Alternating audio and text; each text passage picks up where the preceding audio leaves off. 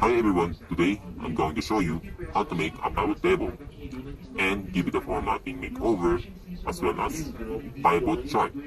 First, open Excel and create a table. In our case, we prepared a table in advance.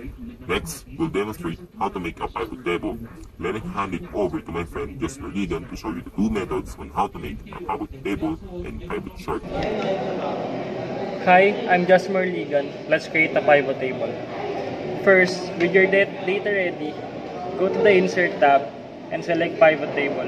Choose the range of data and where you want to place your pivot table. On the right, you'll see the Pivot Table Fields panel where you can customize the table. For example, I'll select student name, grade, and scholarship. You'll now see the pivot table displaying this information. For the second method, here's James Taylaran to guide you. Hello, I'm James Taylaran. Here's another way to create a pivot table. First, select your table. Click the small box at the bottom right of the selection. Go to the Tables tab and choose your desired pivot table format.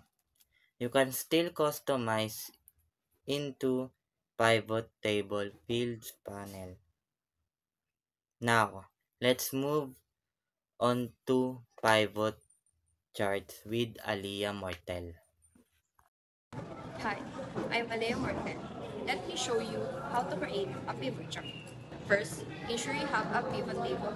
Go to the Insert tab, select Pivot Chart, and pick your desired chart type. For this demo, I'll use a bar chart. You can customize it further in a Pivot Chart Fields panel. For instance, I'll move the scholarship amount to the top of each bar. Simply right-click the chart, select Add Data Labels, and adjust as needed.